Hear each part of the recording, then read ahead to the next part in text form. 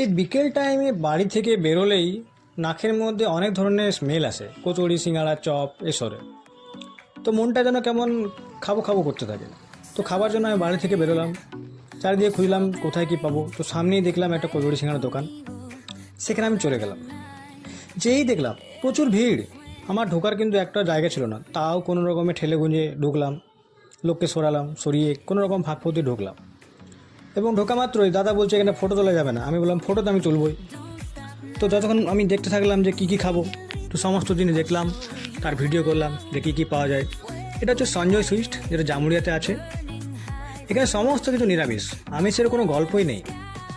তো এখানে কাকা আমাদের স্মাইল দিল এবং বললো গরম গরম এখানে আমি ফুলকপির চপ ভাজছি, দাঁড়াও খেয়ে যাবে। তাও আমি দাঁড়ালাম কোনো রকমে। দাঁড়ানোর পর আমি সমস্ত প্রোডাক্টটা কিন্তু ভিডিও করতে লাগলাম। তো মানা করছিলো ভিডিও করতে, আমি বললাম না আমি ভিডিও করবোই, এত দূর থেকে যখন এসেছি আমি কিন্তু ছাড়বো না, আমি ভিডিও করেই যাব। তো মানা করা সত্ত্বেও আমি কোনো রকমে মানা শুনলাম না, ভিডিও করে নিলাম।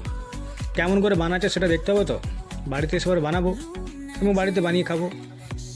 তো এখানে গরম গরম কিন্তু ফুলকপির চপ ভাজছিল। ততক্ষণ আমি বাকি যে খাবারের আইটেমগুলো ছিল, যেমন জিলাপি, কচুরি, সিঙ্গাড়া, ভেজিটেবল চপ এবং বালুশাই, গোলাপ জামুন, সমস্ত কিছুর ফটো কিন্তু আমি তুলে নিয়েছি। লুকিয়ে মানা করছিল কিন্তু আমি তাও শুনিনি, আমি তুলে নিয়েছি।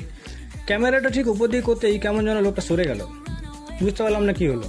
তো আমিও ক্যামেরাটা ওর দিয়ে করলাম না।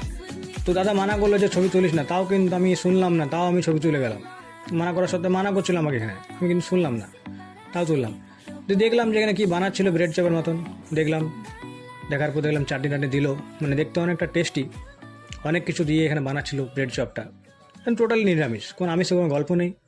দাদা এখানে দেখে আমাকে স্মাইল করলো, জানি না কেন আমাকে স্মাইল করলো। তো ফাইনালি আমি একটা সেলফি নিয়ে নিয়েছি।